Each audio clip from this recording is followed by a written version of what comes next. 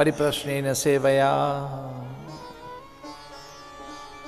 और वो मुझे बहुत ही रोमांचित कर देता है प्रश्न, जो परीक्षित ने प्रश्न किया भगवान से, अपने गुरुदेव से, रोमांचित कर देता है प्रश्न मुझे।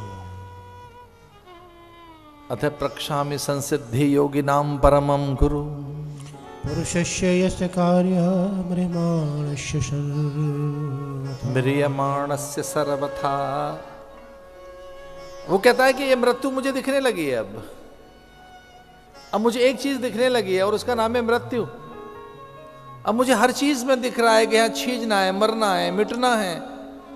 अब मैं समझ रहा हूं कि ये भोर हमेशा नहीं रहेगी, दोपहर बन जाएगी, सांझ होगी, ये सांझ नहीं रहेगी, रात हो जाएगी, रात नहीं रहेगी, प्रभात हो जाएगी।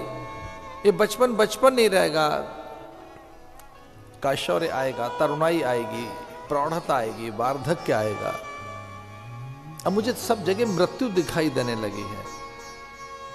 अथ प्रक्षामि संसिद्धि योगिनां परमं गुरुं।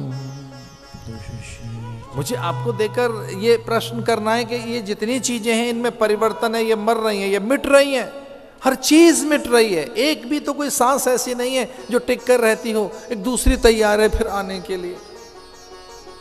एक सांस से काम चलता तो दूसरी क्यों लेते?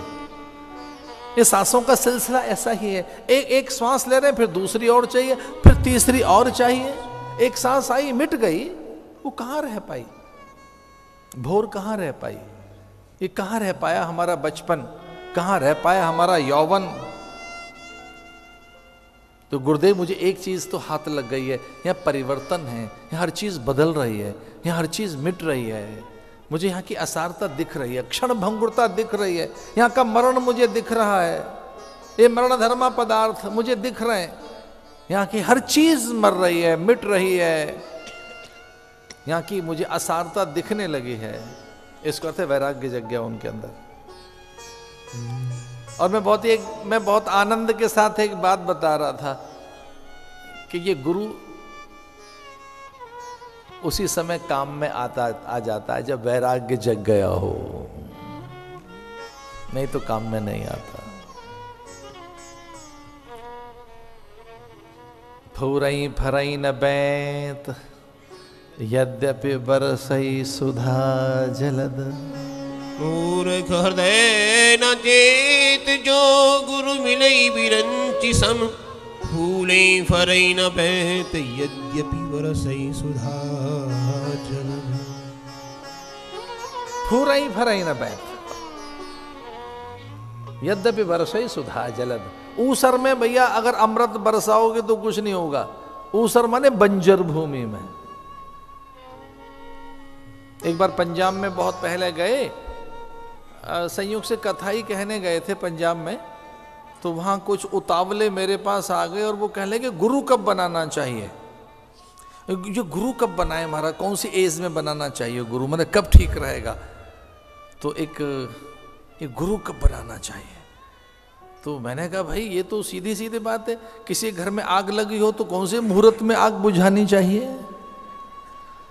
भाई एक घर में आग लगे और आप फिर आग लग जाने के बाद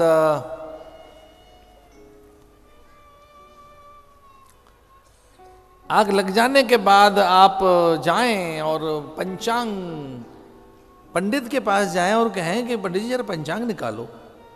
तो वो पंडित पूछे कि पंचांग तो मैं तैयार रखता हूं अपने पास, मुहूर्त कौन सा पूछना है कि पंडित जी घर में आग लग गई थी और वो कौन से महीने में बुझाएं। ना भैया, जिस दिन भी वैराग्य जगेगा, और कुछ अनुभव मेरा अटपटा सा ऐसा ही कहता है, जिस दिन भी वैराग्य जगेगा गुरु आपके सामने खड़ा होगा उसी समय। क्योंकि वो साधन है, वो व्रत है, वो कहीं से भी होगा। पंछी परिंदे, वनस्पतियां, औषधियां, बादल, दिशाएं, निहारिकाएं, नक्षत्र, हवा के झोंके झकोरे, अरे किससे हमने ज्ञान नहीं लिया है भारत के लोगों ने। पशुओं से, पंछियों से, परिंदों से, बादलों से, चंदा से, सूरज से, अतिथि से, अभ्यागत से, और तो और वैश्याओं से, नर्तकी से दत्तात्रेय ने ज्ञान ले लिया। टकटकी लगाकर एक अपलक देख रही है।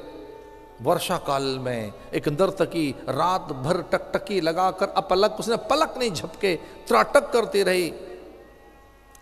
दत्त गए वहां और प्रणाम किया कि धन्य है तेरा गहरा ध्यान, तू किस तरह से भगवान की प्रतीक्षा कर रही थी। तो उसने कहा नहीं, मैं तो किसी असभ्य और किसी ऐसे ही मूढ़ पुरुष के ध्यान में बैठे थे कि वो कोई आए और मेरी भंगिमाएं देखे, मुद्राएं देखे, मेरे नृत्य को सराहे। उन्होंने कहा नहीं, इतना गहरा ध्यान तो साधक ही रख सकता है, मैं तुझे प्रणाम करता हूं, तेरी एकाग्रता को प्रणाम करता हूं। दत्त ने कहा मैं तेरी एकाग्रता को वंदन करता हूं, वैराग्य हो आपके भीतर तो कहीं से भी ज्ञान मिल जाएगा। एक साहित्यिक पंक्ति देना चाहता था आपको। ये बहुत ही सभ्य नगर है, पठित नगर है और संस्कारवान नगर है। गुरु की एक बड़ी सुंदर सी ये इस ढंग से परिभाषा की जा सकती है, गुरु हमारी आध्यात्मिक मांग की पूर्ति है। गुरु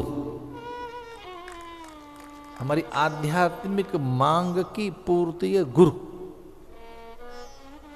जिस दिन भी आध्यात्मिक मांग बन गई, जिस दिन भी वैराग्य जग गया आप में, फिर जात पात नहीं पूछोगे।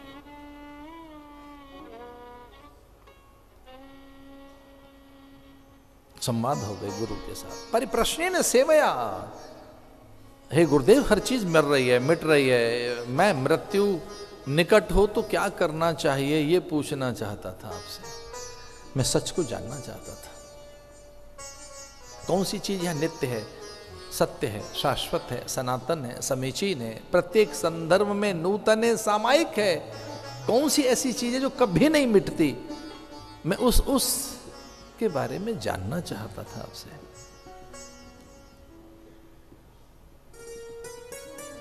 एतावान सांख्य योगाभ्याम स्वधर्म परिनिष्ठया जन्मलाभ परापुंसान्ते नारायण स्मृति। ये फ्लेक्सिबिलिटी है, ये औदार्य है भारतीय संस्कृति का, ये लिबर्टी है शिष्य के लिए। बांध कर नहीं रखा शिष्य को गुरुओं ने, इतना बड़ा औदार्य कहीं नहीं मिलेगा।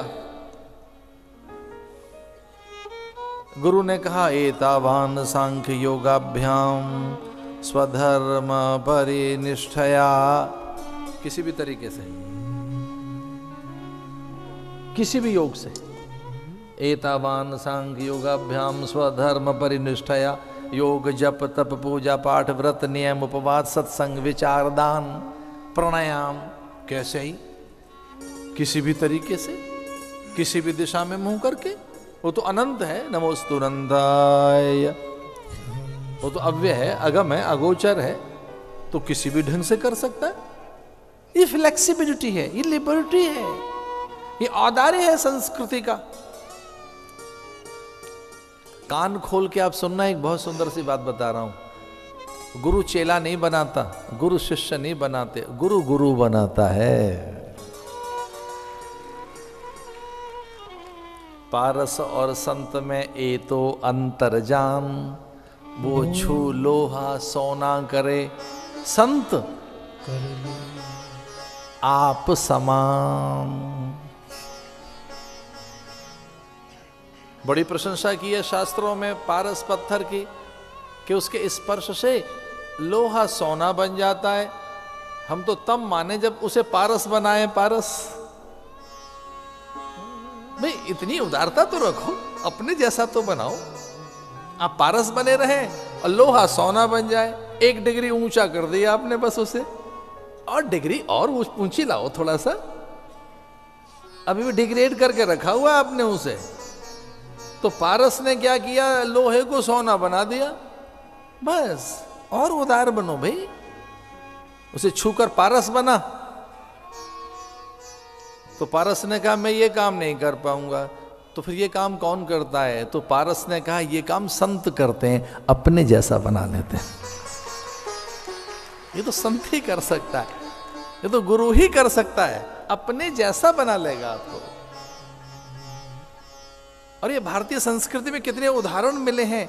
समावर्तन काल में, दीक्षा काल में शिष्य को दीक्षित करने के बाद उसे विद्या देने के बाद गुरुओं ने आह्वान किया कि मैंने बहुत पढ़ा दिया है आपको, मैंने पूरा सिखा दिया है, लेकिन अभी भी अगर आपको मुझसे अधिक आ गया हो तो ये खुला मंच है, आप बताइए, मुझसे अधिक जानते हो तो। और 2-3 शिष्य उठकर खड़े हुए, उन्होंने गुरु से शास्त्रार्थ किया और गुरु की महानता देखो। गुरु ने हाथ पकड़कर अपने शिष्य से कहा कि तू आसन पर बैठेगा और अब मैं तेरे से सीखूंगा, तो बैठ यहां पर, मैंने तुझे सिखाया था लेकिन हमें वो नहीं जान सका, तू यहां बैठेगा। इतना ऊंचा मन भारत के गुरु का हो सकता है ना, जो ये कहता हो सहना भवतु सहनो भुनक्तु सहवीर्यम करवा वहै तेजस्विना वधीतमस्तु मां विद्विषा वहै।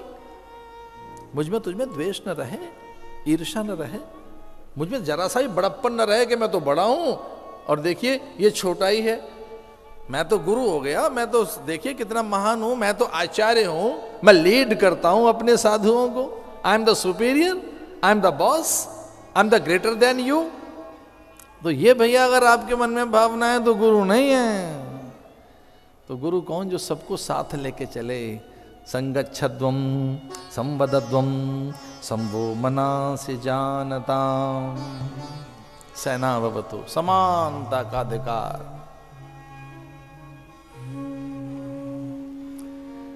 इसलिए क्या है उपाय? एतावान सांख्य योगाभ्याम स्वधर्म परिनिष्ठया जन्म लाभ परा पुंसा अंते नारायण स्मृति। अंतिम समय में नारायण की स्मृति बनी रहे, तुझे सत्य का बोध हो जाए, ऐसा कुछ कर लेना। जितासनो जित श्वासो जित संगो जितेन्द्रिय स्थूले भगवते रूपो मनोसंधारी धिया।